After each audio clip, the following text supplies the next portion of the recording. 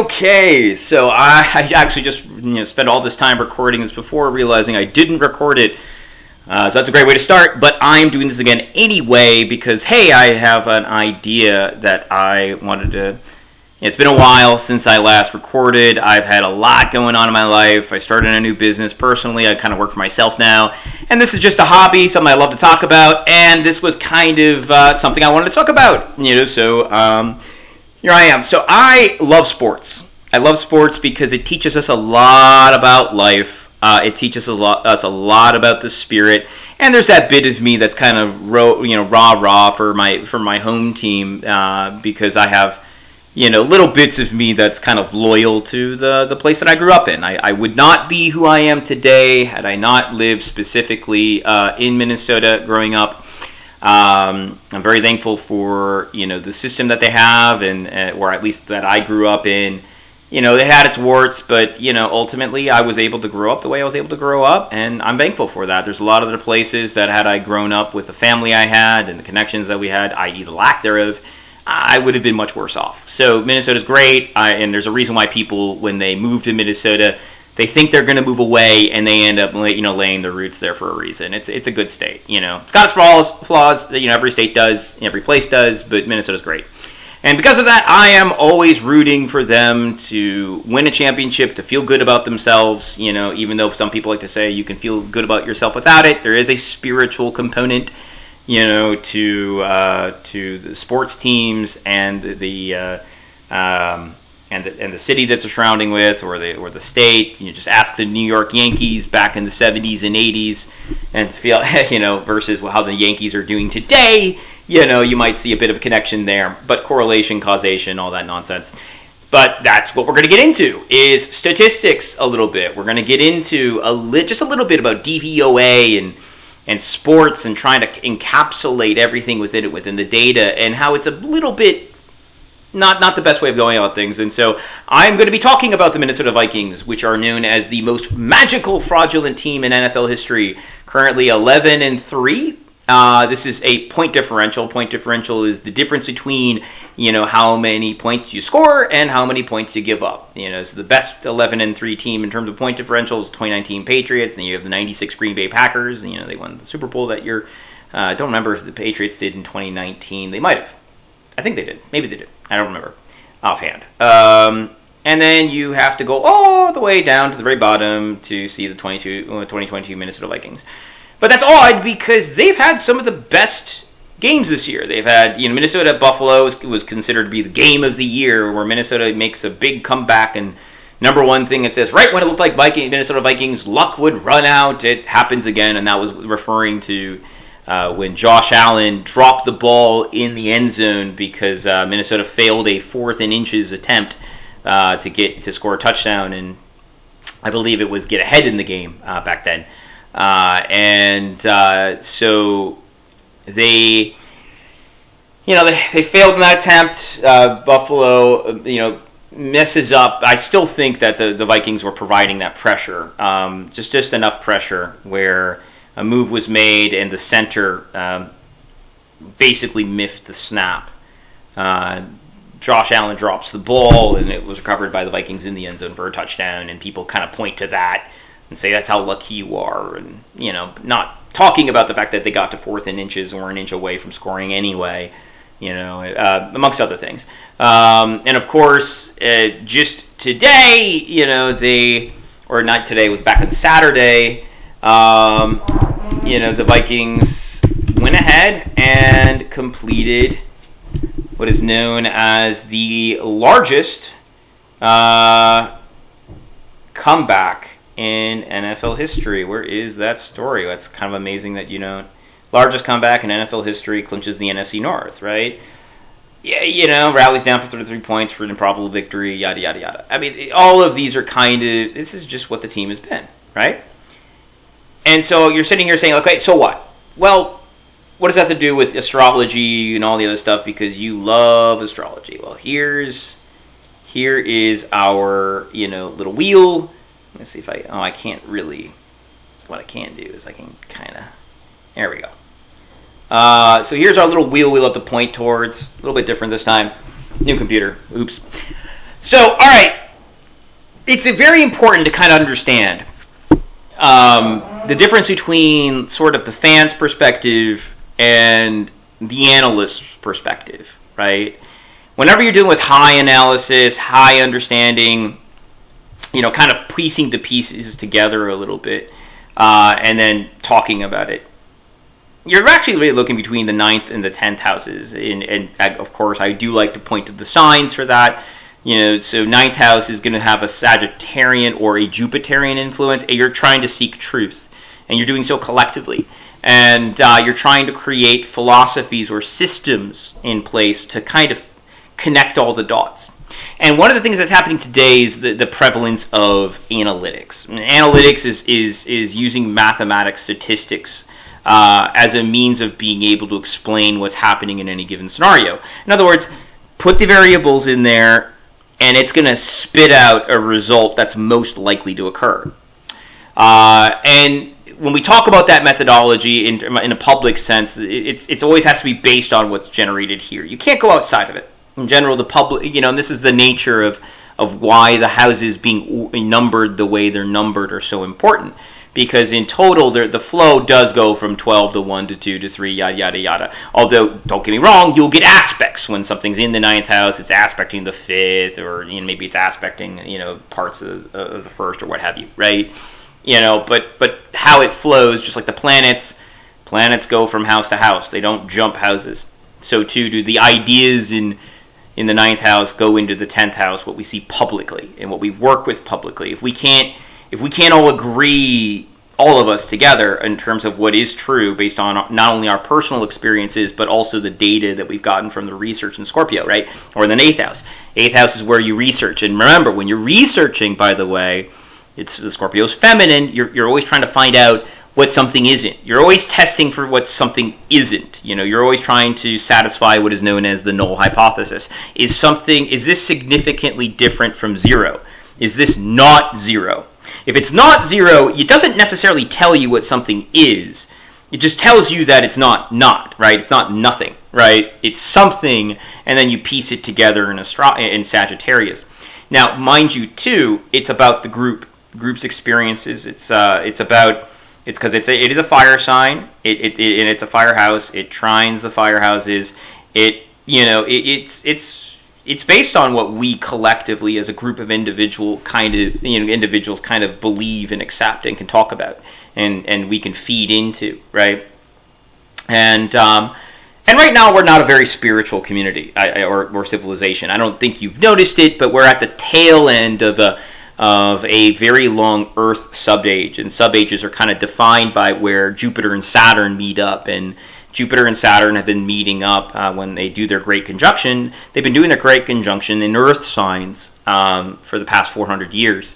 And when something is Earth, it's concerned with the material. It's concerned by something that's tangible, can be measured, can be, and from those measurements can be manipulated. And so we've divorced ourselves from our spiritual understanding of life. And finally, this obsession with raw, hard facts and raw, hard data is reached into sports with analytics, with statistics, and talking about, Vikings statistically tabbed the third worst team of all time, yada, yada, yada. And yet they keep winning, right? And not only do they keep winning, they're winning in ways, that are considered to be kind of crazy, never before done, yada, yada, yada, right? And so you do have this concept that's occurring here that, like, hey, should we be talking about Minnesota, or are they going to be falling apart finally? Is the luck going to finally come out? And why do we even talk about that? It's like, hey, all the statistics that was generated here in the 9th house, that we talk about here in the 10th house, and we can publicly talk about, they say it's going to fall apart. And maybe it will. Me personally watching the Vikings, all things are possible because you've seen it all together. They could get blown out by an opponent by 40 points, and that's going to be the end of that.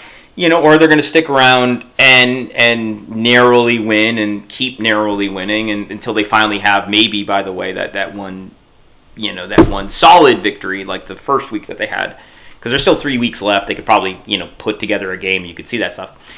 But it's the idea of the eye test. You're watching something and you're seeing something and you individually understand it differently. Now, just like Sagittarius, ruled by Jupiter, is the masculine side of understanding, which you can control, you can manipulate, you can define. Okay, definitions are masculine. Lines are masculine. There are things you can't define that you observe, and you kind of you're watching things play out, and you're saying, I feel that there's something else going on here, and you kind of start to believe. This is the idea that Vikings players will they all just kind of believe that something's going to happen because they've experienced it, they felt it, they can't measure it, they can't understanding it, but someone else kind of keeps popping up and making a play, and they're all starting to believe. And not only just them, not only they are believing, I think other teams are probably starting to believe a little bit too. Mike Florio talks about this, and I think he's right about it, where, once everyone starts to believe that something's happening, then it starts to occur. And this is done on an individual basis, because belief, that feeling that something's going on there, even though you can't measure it, feeds into Aries. Aries is the individual. First house is the individual. It's you. It's encapsulated within yourself. This is just something that you only feel, you only understand. But if a collection of individuals starts to feel that, then it starts to become a reality a little bit. Now, it's kind of like a base concept, nothing crazy. And again, in sports like this before. We've seen it with the 2007 New York Giants. Had a point differential of plus 22. That's not a big point differential at all. Yet they won the Super Bowl, and they beat the 16-0 New England Patriots. They had a perfect season. I remember that year watching them on the final week. Week 17, I watched the Giants and Patriots played each other. But if you watch that game, you could see that the Giants kind of had their number, so to speak. There was an edge that they had, and though they lost that game as they should have, you could feel that, like, hey, wait a minute, if they play again here, this may not go the same way. And sure enough, they did. I actually bet $100 on that game, which was a lot of money for me at the time in college when I didn't make a lot of money. And hey, I won big. There's 4 of us in there, and I told, hey man, I paid $100, or I bet $100, and everyone paid me in quarters. Their $100, because they all bet $100, and I'm the only one who bet, for the Giants. I'm like, dude, that doesn't mean I pay you all $400. It means I put in $100 and you guys share it. Come on, don't you know how odds work and betting works? Anyway, so. And guess what? The Giants kind of did it again 2 years later, where the statistics, and this one's negative 6 point differential. And once again, they went on a roll, and I believe they beat the Patriots again in the Super Bowl a second time. Again, that whole having the number, you kind of see it. There's a spirit to sports. And further from that, if you ever played sports before, I can tell you that there are certain teams that have your number, that when you're playing those sports, you go up against them, and for some reason, like for me it was baseball, all of a sudden I'm missing throws that I don't normally miss, or I'm swinging the bat, and I am swore that I was same as I always did, same approach as I always did, but now I'm swinging and missing, right? That I normally, where I normally don't. This is again part and parcel of that concept of, sports in particular. Sports kind of Aries, Mars, is the ruler of sports, right?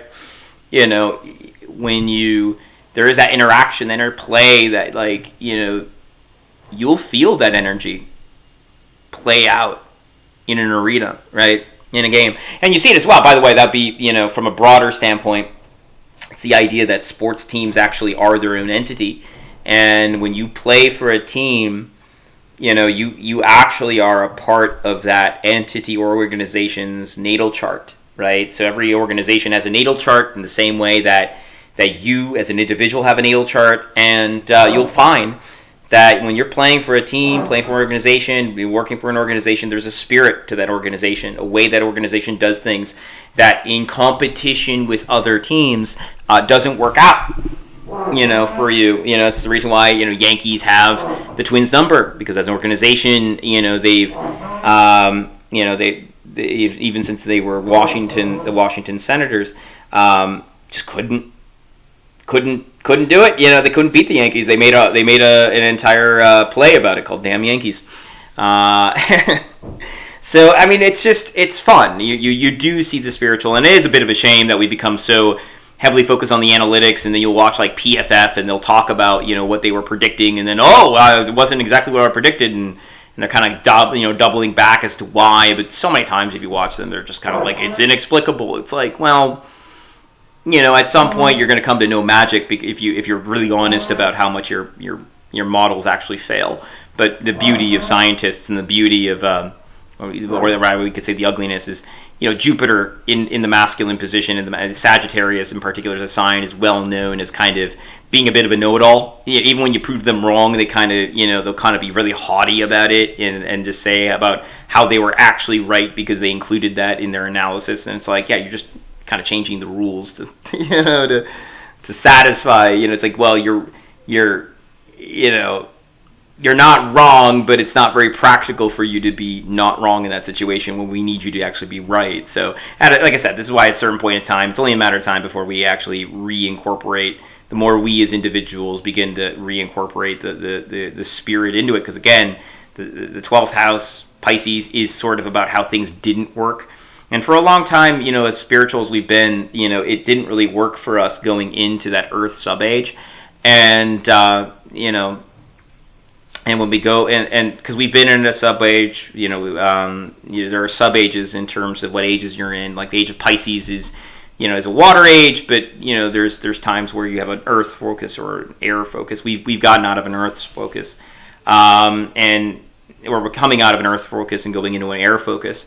It's basically where Jupiter and Saturn meet. And, we're going to begin reincorporating spirituality into our understanding of things, because earth energy standing opposite of water energy is the least spiritual. It's the most material, and literally all of the other signs have some sort of spiritual understanding of things.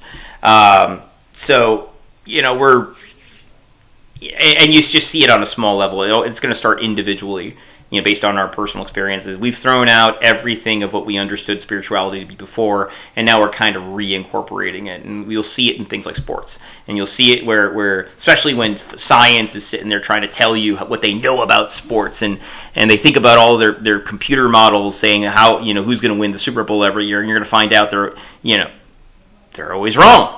Except for the one time that they're right. And the one time that they're right, you're kind of like, what are you doing other than, saying who's the odds-on favorite? It's like, you're not telling anyone what they don't already know.